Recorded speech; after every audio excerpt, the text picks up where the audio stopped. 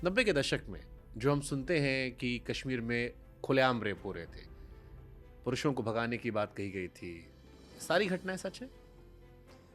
जो घटनाएं कश्मीर फाइल में दिखाई गई शत प्रतिशत सही है। देश के तौर पर शायद उसको 90 के दशक में दूसरे तरीके से टैकल करने की ज़रूरत थी। जब हम किसी को हथियार दे देते हैं तो उसके पास किसी के जान लेने की क्षमता आ जाती है, यानी कि वो भगवान बन जाता है।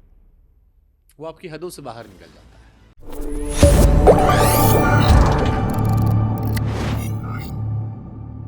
आप फिल्में देखते हैं सर?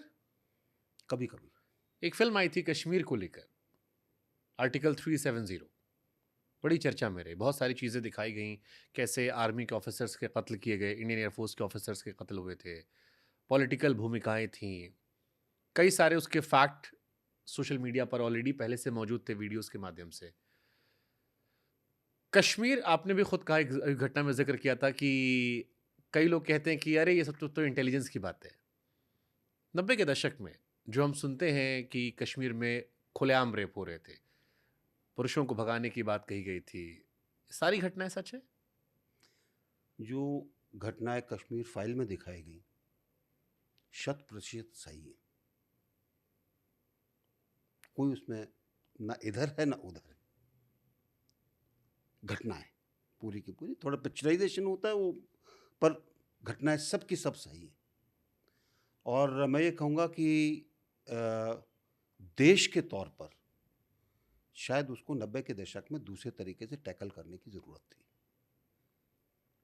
हम धीरे धीरे उसको आगे बढ़े और एक चीज़ को ये मानकर चलिए, और ये आपने पंजाब में भी शायद देखा होगा, जब हम किसी को हथियार दे देते हैं तो उसके पास किसी के जान लेने की क्षमता आ जाती है, यानी कि वो भगवान बन जाता है।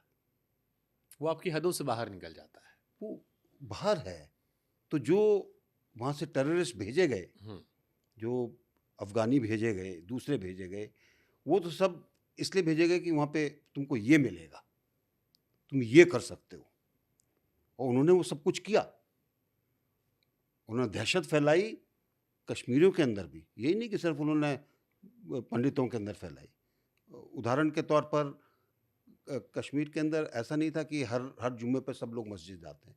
जो काम कर रहा हो काम कर रहा है कहीं पर, लेकिन जब ये टेररिज्म शुरू हुई तो बंदूक के बल पर होंगे। वहाँ पे मौलवी साहब वही पढ़ के सुनाएंगे जो उनको दिया गया है, उसी के अंदर रहना है सबको। अब अगर किसी को ये है कि भाई कल कोई मार देगा मुझे, कल कोई मेरे घर से बहू बेटी को उठा के ले जाएगा, और ये मुसलमानों के साथ भी। हाँ, तो इसीलिए लोग बाग कंट्रोल में रहे ना। आखिर एलटीटी के टाइम क्या था श्रीलंका में? अच्छा, ये मुखबिर है ना, कल इसको टांग दो। टेलीफोन की टाल उस पर टांग दो, और उस बॉडी को कोई नहीं छुएगा एक हफ्ते तक। अब वहाँ पे रहने वालों का क्या होगा? जो जाते हैं वो कहेंगे भाई डर के रहो। तो ये सब, और दुनिया के सब टेररिस्ट ऑर्गेनाइजेशन यही करते हैं। मैंने, आपके एक जूनियर है, उनके साथ मैंने काम किया, तो मैंने उनसे पूछा एक सवाल कि कश्मीर में अक्सर खबरें आती हैं कि आतंकवादी मारे गए। कई बार रेशो अलग होता है कि भारतीय सेना के 2 जवानों को वीरगति प्राप्त हुई, एक उधर लंबी लड़ाई के बाद मारा गया। कई बार होता है कि 4-5 उधर हो गए। तो मैंने कहा कैसे पहचाने कि ये कश्मीरी था या बाहर से आया आतंकवादी था? उन्होंने कहा बड़ा आसान है, जब नंबर ऑफ रेशो ज़्यादा होता है, कश्मीर के मूल लोग जो हैं वो अभी भी सीधे साधे लोग हैं। वो खुश मिजाज लोग हैं जो हंसते हैं, गाते बजाते हैं और अपना जीवन कर रहे हैं। जो आतंकवादी बाहर से आता है, समंदर के रास्ते से, पहाड़ों से, वो इतना ट्रेंड होकर आता है कि वो अपनी दहशत दिखाता है, उससे लंबी लड़ाई चलती है। देखिए, दहशत भी दिखाता है, और वो सिर्फ इसीलिए आया है कि वो किसी तरह जिंदा वापस चला जाए। पकड़ा जाएगा तो नहीं जाएगा, मारा जाएगा। वो जब फंस जाता है तो उसके बाद पूरे टाइम पर वो यही करता है कि किसी तरीके से ज़्यादा से ज़्यादा कई बार वो ऐसी स्थिति में होता है कि घर के अंदर है, बड़ा घर है, कंक्रीट का है, दुनिया भर की खिड़कियाँ हैं, तो कहीं से भी वो कर सकता है, अंधेरे का फ़ायदा उठाता है, तो उसमें हमारी कैजुअलिटी हो जाती है। कई बार हम लोग अंदर घुस जाते हैं, सोचते हैं कि शायद सब शांत हो गया है, फिर गड़बड़ होती है। तो हर एक इंसिडेंट अलग तरीके का है। ट्रू। ट्रेंड लोगों के साथ लोग आते हैं, और जो ट्रेंड आता है वो दक्ष तो होता ही है, उसके बाद उसको अपनी जान बचानी है किसी तरीके से, तो वो हर तरीके का काम करेगा। जगमोहन जी राज्यपाल सर थे उस दौर में। किताब, बहुत अच्छी किताब भी लिखी, उनकी किताब मैंने पढ़ी। कई लोग मानते हैं फ्रोजन टर्बुलेंस। हाँ, फ्रोजन टर्बुलेंस। कई लोग मानते हैं उन्होंने कश्मीर में बहुत अच्छा काम किया। विपक्ष वाले कहते हैं कि जब ये घटनाएं हुई तब तो वो केंद्र के ही लोग थे, जो बाद में जो आज शिकायत करते उनके करीबी रहे। इधर वाले कहते हैं कि अब्दुल्ला परिवार और दिल्ली की सरकारें जो थीं, वो जानबूझकर वो माहौल को बढ़ने दे रही थीं अपने सियासी फायदे के लिए। आप पॉलिटिशियन भी रहे, आप आर्मी में भी रहे, आपने इनसाइड दोनों साइड में देखा है। आज जब आप पलट कर देखते हैं तो कश्मीरी पंडितों का या कश्मीरी लोगों का कौन गुनहगार नजर आता है? किसने अगर सही कर लिया देखिए, होता, उसमें हालात अलग होते हैं। बहुत हैं, गुनहगार बहुत हैं। सबसे पहली चीज़ तो उसमें ये है कि उस टाइम जो भी सरकार थी, जब चीज़ें हो रही थी, तब उन्होंने क्या किया? National conference.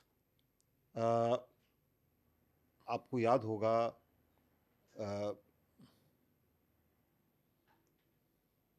जो अब जो मेन सलाहुद्दीन जो कि बना, हम्म। वो चुनाव लड़ा था, हाँ, पुलवामा से चुनाव लड़ा था, उस चुनाव में धांधली का उसको आपने ज़बरदस्ती हराया। हाँ।